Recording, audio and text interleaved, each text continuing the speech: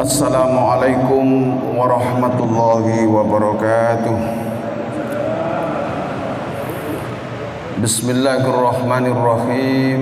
Alhamdulillahi rabbil alamin. Wabihi nasta'in ala umuri dunya waddin. Subhanaka la ilma lana illa ma 'allamtana innaka antal alimul hakim.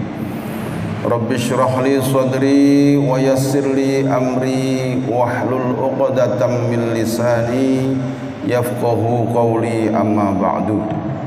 Bapak-bapak, ibu-ibu jamaah Masjid Rodotul Falah yang dimuliakan oleh Allah Subhanahu wa taala, tidak ada henti-hentinya kita selalu mengaturkan rasa syukur kehadirat Allah Subhanahu wa taala atas limpahan rahmat, hidayah, inayah kepada kita semua, nikmat iman Islam, sehat jasmani rohani, istiqomah melakukan kebaikan dan amal soleh.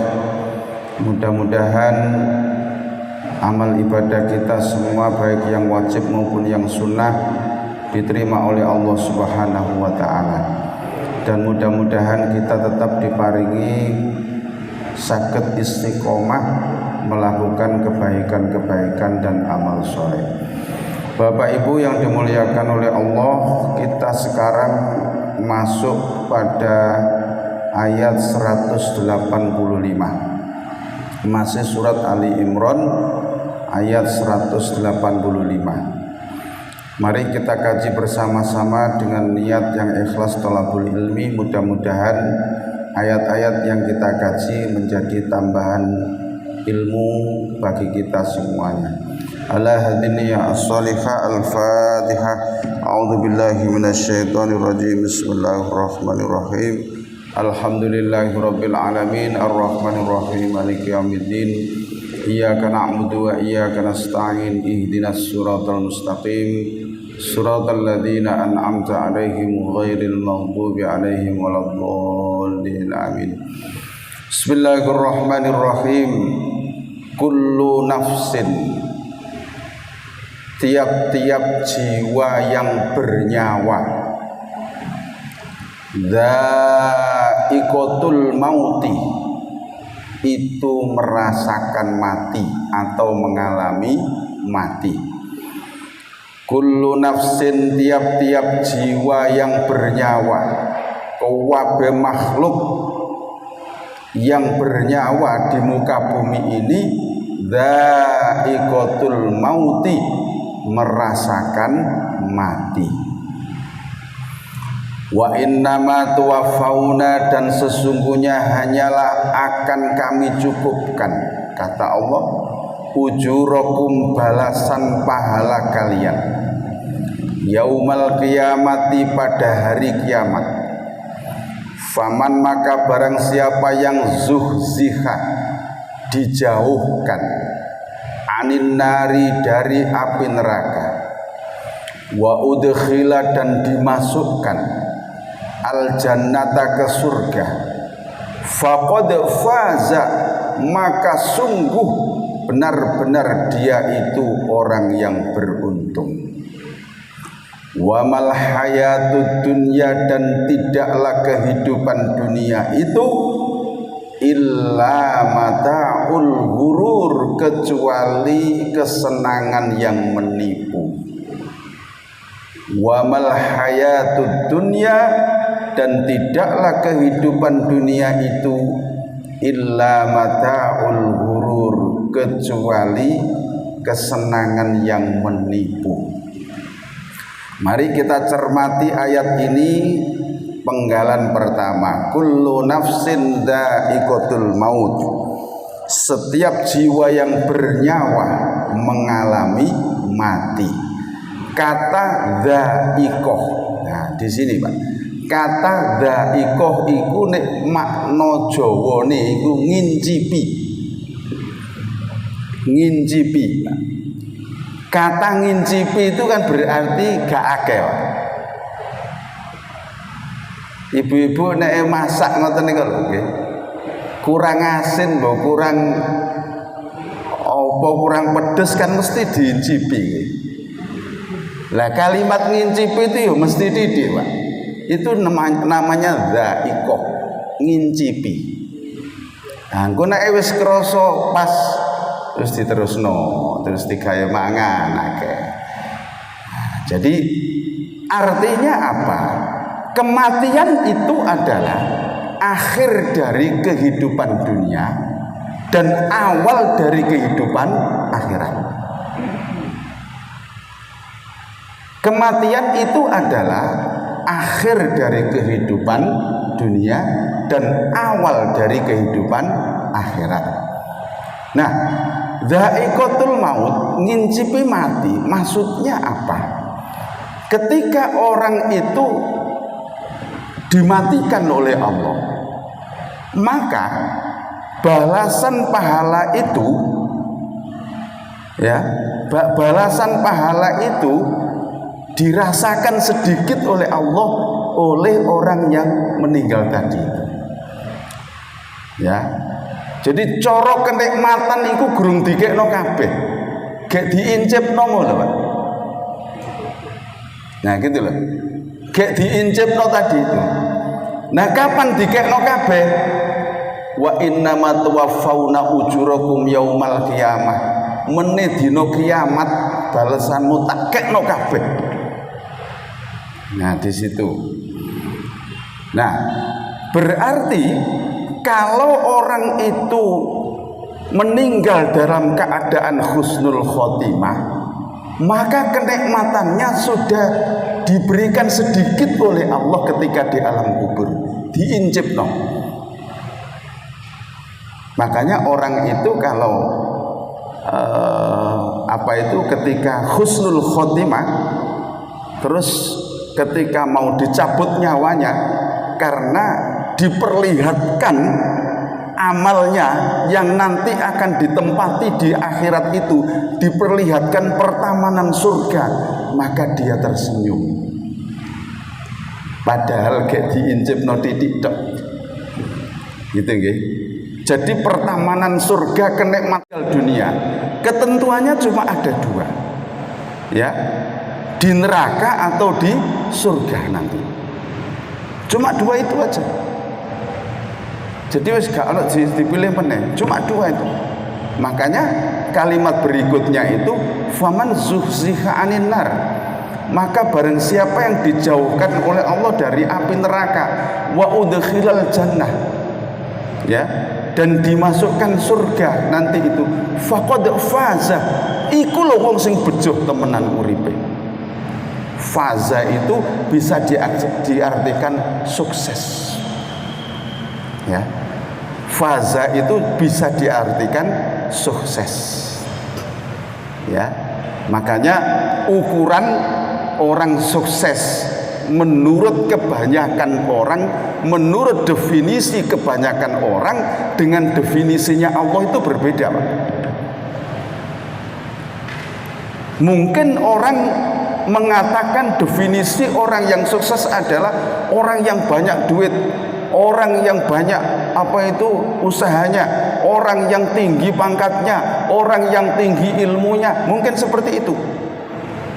Tapi semuanya itu belum menjamin orang itu dikatakan sukses. Orang yang sukses menurut Allah adalah orang yang nanti pada hari kiamat itu dijauhkan oleh Allah dari api neraka dan dimasukkan surga. Itulah orang yang sukses menurut Allah. Faqad faza, maka betul-betul orang itu orang yang beruntung, orang yang sukses.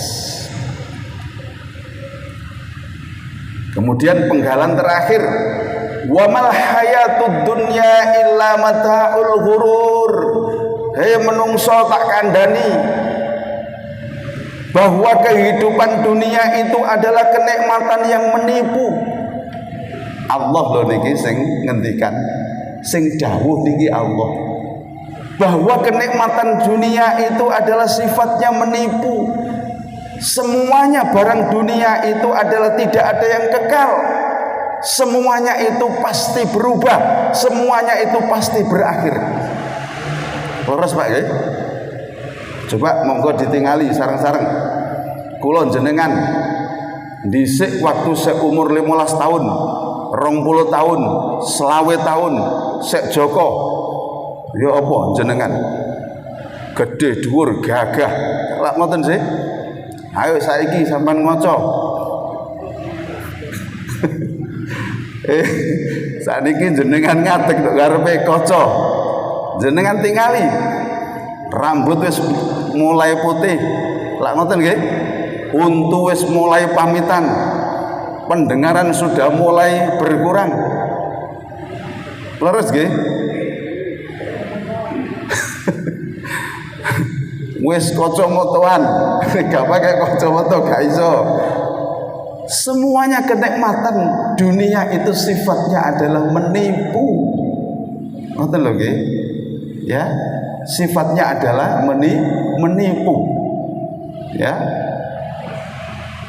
Dikei urip sehat. Bendina gawe nyambut gawe. Esuk budal. Sore teko, jare wong Jawa ya napa? Ndas digawe sikil, sikil digawe ndas tak.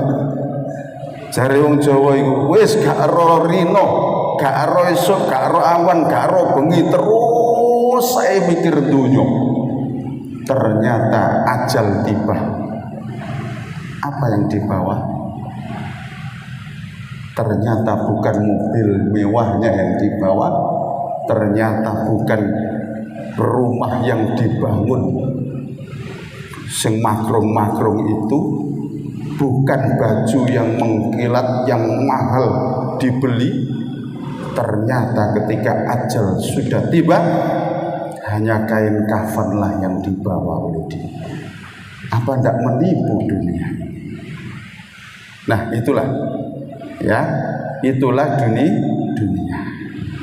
Oleh karena itu Allah sudah mengingatkan, wa mal hayatud dunya illa mataul ghurur, dan tidaklah kehidupan dunia itu hanya kesenangan yang menipu. Artinya semua barang dunia itu tidak ada yang kekal. Ngoten nggih? Tidak ada yang kekal. Ada orang yang kaya, tidak selamanya. Ya, tidak selamanya. Kesenangan yang menipu sudah banyak ditulis oleh Allah, diabadikan oleh Allah di dalam Al-Qur'an. Ya. Nah, itulah apa itu ayat ini memberikan suatu peringatan kepada kita. Satu, bahwa kita tidak akan selamanya hidup di dunia ini, dan pasti kita akan masuk alam akhirat yang diawali dengan sebuah kematian, dan ketika itu akan dibalas balasan apa itu atas perbuatan kita selama di dunia. Orang yang sukses adalah orang yang dijauhkan dari api neraka dan dimasukkan surga oleh Allah Subhanahu wa taala. Kehidupan dunia adalah kehidupan yang menipu. Oleh karena itu urusan dunia ojo digedek-gedekno, wis biasa wae. Begitu nggih, urusan dunia itu gak usah digedek-gedekno, biasa wae. Itu nggih. Nah, seperti itulah apa itu? Mari kita mensikapi dunia ini biasa-biasa saja, karena dunia itu hanya kesenangan yang menipu dan sementara. Itu latub'lawunna, dan sungguh kalian benar-benar akan diuji fi amwalikum, pada harta-harta kalian, wa anfusikum, dan diri-diri kalian, wala tasma'unna, dan sungguh benar-benar kamu akan mendengar, minalladzina, dari orang-orang yang utul kitab, mereka diberi kitab, min qablikum, dari sebelum kalian, wa minalladzina, dan dari orang-orang yang asyraku, mereka berbuat syirik. Apa yang kamu dengar? Adzan, suatu perkataan yang menyakitkan, kathiron yang banyak. Wa in tasbiru, dan jika kalian mau bersabar, wa tattaqu, dan kalian tetap bertakwa dalam kebenaran, fa inna dzalika, maka demikian itu min azmil umur, seutama-utama urusan, seutama-utama perkara. Ayat ini menunjukkan walatubulahunna fi amwalikum wa anfusikum, sungguh Allah akan menguji kita manusia ini. Satu, diuji dalam urusan harta kalian, yang kedua wa anfusikum, dan kadang juga diuji lewat diri-diri kalian. Maksudnya seperti apa? Ujian itu ada dua, Bapak Ibu. Ada ujian kemelaratan, kekurangan, ada ujian kemewahan. Kemelaratan itu juga ujian, kemewahan juga ujian. Itu yang amwal itu, ya. Itu yang amwal. Nah, kebanyakan orang itu biasanya lulus ketika diuji dalam kemelaratan. Usahanya macet, kekurangan, lak ngoten nggih. Terus akhirnya nang masjid sregep, jamaah, ndonga, sholat malam, rajin, ya.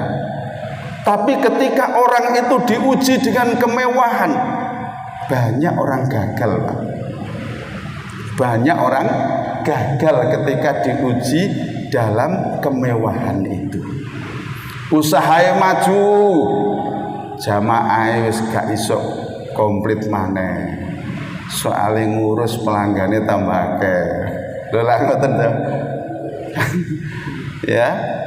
Dikai pangkat tambah gak iso nang masjid. Soale tambah banyak urusan. Lho niki ujian. Ya. Ujian. Dan itu sudah terbukti Bapak Ibu. Zaman Kanjeng Nabi niku wonten jenenge Sa'labah. Insya Allah panjenengan sudah pernah mendengar ini kan. Sahabat Sa'labah itu melarat, Pak. Sampai-sampai dalam kisah itu pakaian sing gawe salat iku gantian karo bojone. Masya Allah, saking melarati. Lah wong Arab niku lak nganggo gamis ya, Pak. Mumpun di napa padhaken kali pakaiane cara wong kene. Mosok gantian, mosok bojone sarungan, Pak Ustaz ngono. Pakai gamis wong Arab wong gitu. Nah, jadi ketika waktu sholat itu gamis itu dipakai oleh Sa'labah. Istrinya di rumah ya berpakaian tapi tidak sampai menutup aurat semua. Nanti ketika selesai datang dari masjid, gamisnya dipakai sholat oleh istrinya. Sampai seperti itu. Tapi jamaah Sa'labah ini gak pernah telat. Rasulullah itu angkat jempol dengan Sa'labah itu. Karena apa? Walaupun diuji dengan kehidupan yang seperti itu, tapi jamaahnya dengan Rasulullah tidak pernah absen. Tapi yang namanya manusia, Bapak Ibu, suatu hari niku metuki Rasulullah, sakbadane Rasulullah niku ngimami jamaah, piyambake metuki Rasulullah. Ya Rasul, apa Sa'labah? Kula niki mbok ya panjenengan dongaaken nggada yatra sing kathah wonten ya Rasul. Mosok urip kula kados ngeten terus. Ngoten niku Rasulullah ngeten. Enggak Sa'labah, aku seneng delok awakmu kok. Lho kok seneng ya napa Rasul? Awakmu walaupun diuji ngono ku lho, ibadahmu luar biasa. Aku seneng delok awakmu. Oh, tambah diunggulno karo Rasulullah. Pun mantun-mantun enggak sido. Liya dina maneh metuki Kanjeng Nabi maneh. Ya Rasul, saestu kula nyuwun jenengan dongaaken urip kecukupan kados tiang-tiang sing sukses ngoten. Wis tak saklaba, aku engko khawatir saklaba. Nek awakmu tak dongakno terus diparingi sukses karo Allah donyamu akeh, terus awakmu iku wis ibadahmu wis gak iso kaya ngene meneh. Mboten ya Rasul, saestu mboten. Temen takone. Saestu ya Rasul, kula jaga temen. Ya wis nek awakmu ngono Rasulullah ndonga didongakno. Wong dongane Rasulullah nggih Kanjeng Nabi Sayyidul Anbiya wal Mursalin diamini karo saklabah. Tidak lama saklabah itu mbok jalaran teko apa akhirnya punya kambing satu, kambing betina. Dirawat karo saklabah. Terus singkat cerita mawon nggih, cek mboten dawa-dawa. Akhirnya kambing ini perkembangannya luar biasa, Pak. Terus beranak, terus beranak, terus beranak, terus beranak. Mulai saklabah biasa jamaah 5 waktu. Ono satu waktu saklabah sing gak iso teko. Kanjeng Nabi goleki. Kanjeng Nabi kalau mau jamaah itu makanya kan imam itu menghadap ke makmum dulu terus mengatakan sawu sufufakum fa inna taswiyata sufuf min tamamis shalah, itu nyawang kanan kiri. Kanjeng Nabi itu sambil neliti sahabatnya sing biasanya teko. Nah ngoten lho Pak. Lah saklabah apal Kanjeng Nabi. Kanjeng Nabi sampai ngeten. Loh, saklabah kok gak enak nanti. Anu ya Rasul, sekarang kambingnya semakin banyak. Nah itu. Jadi saya asale jamaah 5 waktu, dhuwur wis gak iso. Ngoten. Asar teko. Wis mari ngono terus berkembang, Pak. Nah, wingi cuma 1 waktu sing gak iso jamaah, mari ngono 2 waktu. Loh, asar kok ya gak ketok salah bayi. Kambingnya sekarang banyak ya Rasul. Terus salah. Lu akhirnya sampai 5 waktu itu lu gak iso jamaah.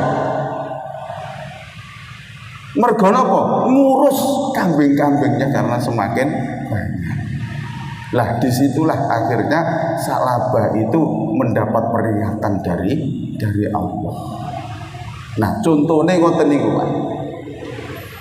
Orang itu kadang-kadang lulus ketika diuji dengan sebuah kekurangan, kemelaratan, ya, tapi apa itu banyak yang gagal ketika diuji dengan kemewahan. Nah disinilah sehingga Allah itu tahu persis posisi kita, kekuatan kita. Makanya kula panjenengan dalam kajian tasawuf itu harus berhusnudzon kepada Allah. Kena apa sih Allah iku kok ngekeki awak dhewe sakmene. Kena apa sih Allah iku kok ngekeki awak dhewe sakmene. Tangga sebelah itu loh malah gak tahu sholat belas, usahae kok maju, kok malah mewah hidupnya. Ya apa Allah itu? Jangan tergesa, berhusnudzon kepada Allah. Allah itu khawatir nek kula jenengan iku dikeki kehidupan sing mewah sing sampai sugih breweh, engko tambah lali masjid, engko tambah lali jamaah, engko tambah lali wis gak bersahabat maneh. Lho ngoten lho. Jadi selalu berhusnudzon kepada Allah. Kamu akan diuji dalam urusan amwalikum wa anfusikum, dan diuji yang terkait dengan diri kalian. Mungkin rasa sakit ngoten nggih ya yang ada pada diri kita ini wis diuji yang terkait dengan anfus Pak. Yaitu tadi mata sudah mulai kabur, ya berarti juga itu juga merupakan ujian yang terkait dengan diri.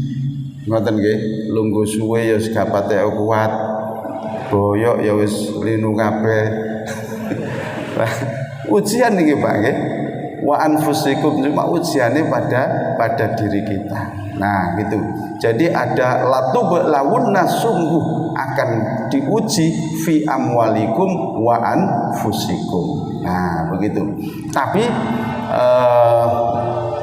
Bapak Ibu yang dirahmati oleh Allah, kata Sayyidina Ali itu begini, nggak apa-apa aku diuji oleh Allah, yang penting satu, tidak diuji keimananku. Artinya Allah masih menjadikan dia menjadi orang yang beriman. Yang kedua, tidak diuji dalam urusan agamaku. Artinya aku masih diberikan kenikmatan untuk menjalankan agama ini dengan baik. Pokoknya ngono. Sayyidina Ali itu sahabat yang juga diberikan ujian kemelaratan, tapi Sayyidina Ali itu sabarnya luar biasa, dan istrinya Fatimah putri Rasul juga luar biasa mendampingi Sayyidina Ali itu. Wala tasma'unna, dan sungguh benar-benar kamu akan mendengar dari ahli kitab Muhammad, ini Nabi Muhammad itu, dan sungguh kamu benar-benar akan mendengar dari orang yang diberi kitab dari sebelum kamu, berarti bisa orang Yahudi, Nasrani, dan juga dari orang-orang yang syirik. Apa itu? Adzan katsirun, perkataan yang menyakitkan, katsirun dengan banyak. Ya, jadi sudah biasa Nabi Muhammad itu diejek, Nabi Muhammad itu dicemooh, itu sudah biasa. Ya, memang sudah biasa. Dan seperti nabi-nabi sebelum kamu juga mendapatkan ejekan dan olokan seperti itu dari kaumnya. Sudah biasa itu, ya. Nah, maka kalimatnya wa in tasbiru, jika kalian tetap bersabar dengan ejekan dari ahli kitab tadi itu, perkataan yang menyakitkan hati tadi itu, wa tattaqu, dan kalian tetap bertakwa, fa inna dzalika min azmil umur, maka itu adalah seutama-utama perkara yang harus dipertahankan. Ya, jadi ayat ini memberikan gambaran kepada kita bahwa orang yang melakukan agama, mendakwakan agama, mengajak orang berbuat benar, itu pasti ada saja entah dari tetangga, entah dari teman, ada kata-kata yang menyakitkan hati, yang kadang-kadang dilontarkan. Nah, seperti itu, ya. Ya, kadang-kadang dilontarkan, diolokkan kepada kita. Nah, itu ada saja. Ya, sebagaimana Rasul, para nabi juga mengalami hal yang seperti itu. Makanya di sini ada kalimat wa in tasbiru, jika kamu tetap bersabar. Mas yo wis diilokno ya wis gak apa-apa, sing penting aku yo gak ganggu dheweke. Wa tattaqu, dan tetap bertakwa, tetap ya menjalankan kebenaran. Fa inna dzalika min azmil umur, maka itu termasuk seutama-utama perkara. Itu. Sambil berjalan barangkali ada yang ditanyakan, nanti kalau masih ada saya lanjutkan. Oke, monggo Pak. Assalamualaikum warahmatullahi wabarakatuh. Waalaikumsalam warahmatullahi wabarakatuh.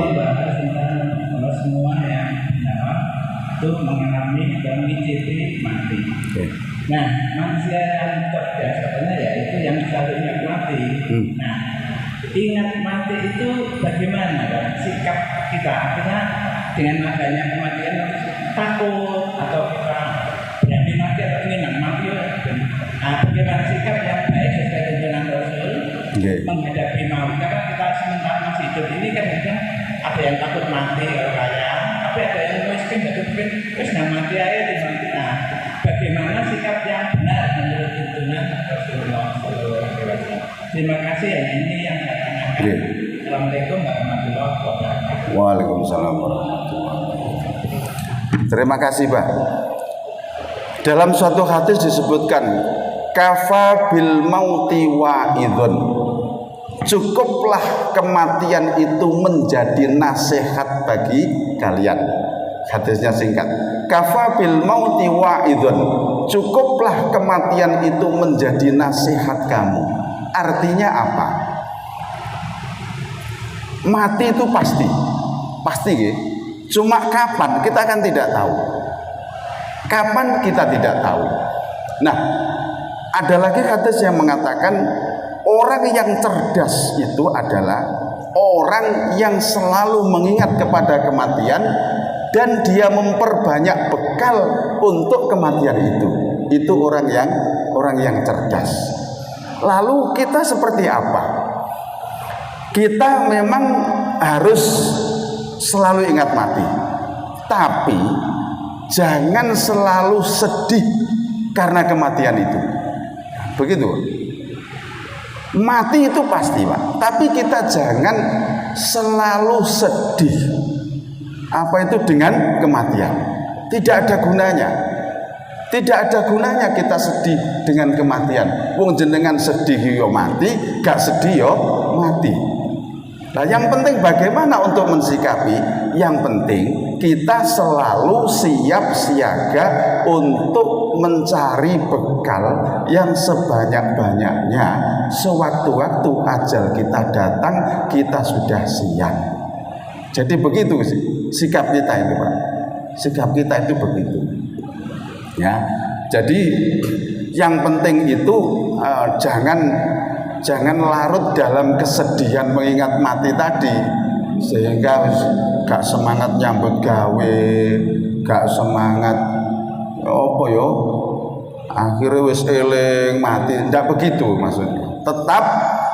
Kita tetap ingat mati. Wong mati itu pasti kok. Cuman yang perlu kita persiapkan adalah bekal untuk menuju sebuah kematian itu. Nah gitu. Jadi nggak usah dipikir aku kira-kira mati kapan ya. Nggak usah, gak dudu urusane awak dhewe. Atau misalnya begini, timbangane ngene sanggup mati ae aku. Itu juga tidak boleh. Itu juga tidak boleh. Jadi mati itu hak prerogatif Allah. Nah, jadi seperti itu.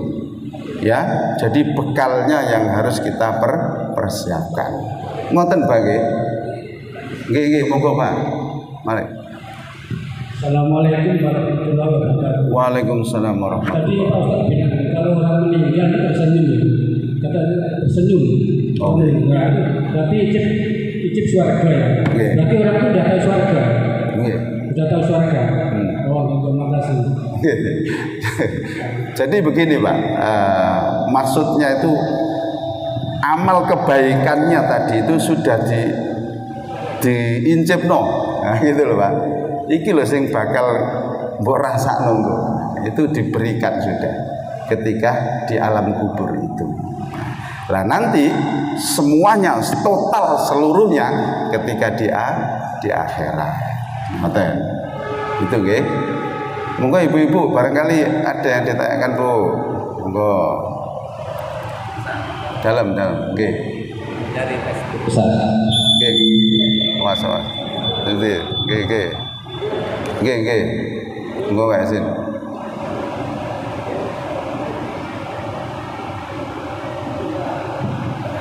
Assalamualaikum warahmatullahi wabarakatuh. Waalaikumsalam warahmatullahi wabarakatuh. Dari dia Kusuma Minanti. Oke. Ini di luar materi Ustaz. Oke. Pak Ustaz, bila mana kita kirim doa setiap malam Jumat, padahal kita sedang berhalangan, khususnya pada kaum wanita. Bagaimana kita menyikapinya?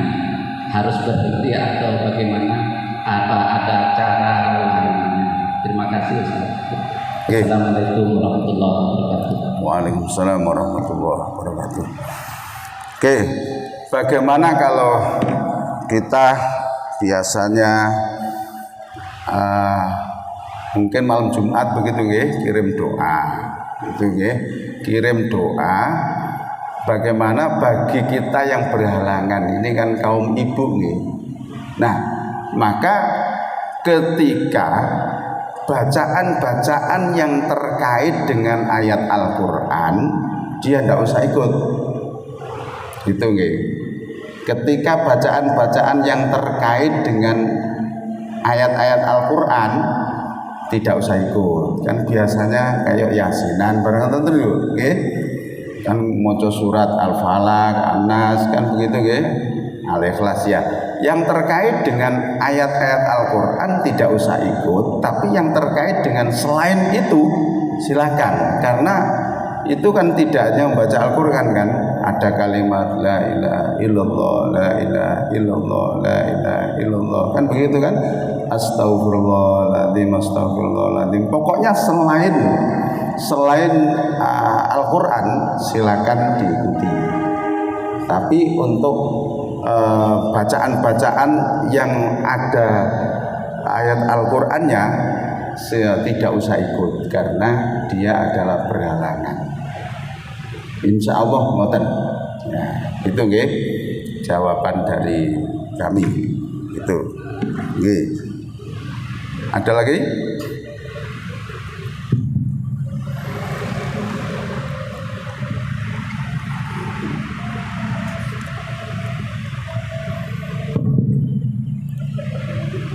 Wonten. Assalamualaikum warahmatullahi wabarakatuh. Waalaikumsalam warahmatullahi wabarakatuh. Ini Ustaz mengenai sahabatnya Nabi yang bernama Saraban. Tadi kan diuji dengan kemelaratan. Terus dia memohon kepada Nabi untuk diberikan kekayaan. Yang saya tanyakan mengenai pertolongan selain Allah itu apa ada kaitannya dengan syirik juga? Itu Nabi kan kok nggak mengajarkan doalah pada Allah, kok dia malah mohon pada Allah lantaran pada Nabi tadi. Gimana Ustaz pengertiannya? Oh gitu, oke. Jadi maksudnya begini Pak. Maksudnya sahabat tadi itu minta didoakan Rasulullah. Jadi bukan berarti sahabat tadi itu njaluk sugih nanggone Nabi Muhammad. Tidak begitu. Tapi kalimatnya itu ya Rasul, saya itu ya mohon didoakan loh, gitu loh. Saya mohon didoakan ya Rasul, mudah-mudahan kehidupan saya ini berubah, mosok saya itu begini terus. Nah, karena dia mohon didoakan ya Rasulullah mohon kepada Allah untuk orang ini. Ngoten Pak. Bukan berarti kok njaluk kekayaan nanggone Rasulullah, ndak begitu. Jadi mohon didoakan. Mohon didoakan berarti Nabi Muhammad karena juga tidak punya hak untuk memberi kekayaan, ya akhirnya dimintakan kepada Allah untuk orang ini. Ngoten urut-urutane Pak. Jadi kalau doa itu kita panjatkan kepada Allah tidak ada kesyirikan, gitu ya. Ya cuman lewat siapapun, tapi yang penting mintanya tetap kepada Allah, itu tidak ada syirik sama sekali. Nah gitu kan, sama dengan ono wong loro, mari ngono jenengan nyambangi. Mari ngono wong loro itu kan tolong ya aku dongakno ya. Muga-muga aku diparingi waras. Kan ngoten nggih. Mosok terus ngene, ya sampene ndonga dhewe. Sok mosok ngono. Ya tak dongakno. Tapi dheweke bukan berarti gak ndonga, wis ndonga iki. Tapi ketika ana wong nyambangi ya tetep sik ngono. Tolong ya aku sampean dongakno ya. Utawa maneh tolong ya aku jalukno donga ndok ngene jamaah ya engko mari salat muga-muga aku diparingi waras. Lah ngoten sih. Nah, jadi ndak apa-apa, Pak, ndak apa-apa. Mongso terus ndonga dhewe kok. Mosok ngono. Ya kewajiban kita lah, antar kita saling membantu itu bisa dalam bentuknya materi, bisa dalam bentuknya doa, gitu kan? Mudah-mudahan bermanfaat, jadi tambahan ilmu yang bermanfaat, ya. Kita akhiri dengan doa kafaratul majelis. Subhanakallahumma bihamdika asyhadu an la ilaha illa anta astaghfiruka wa atubu ilaik. Alhamdulillahirabbil alamin. Assalamualaikum warahmatullahi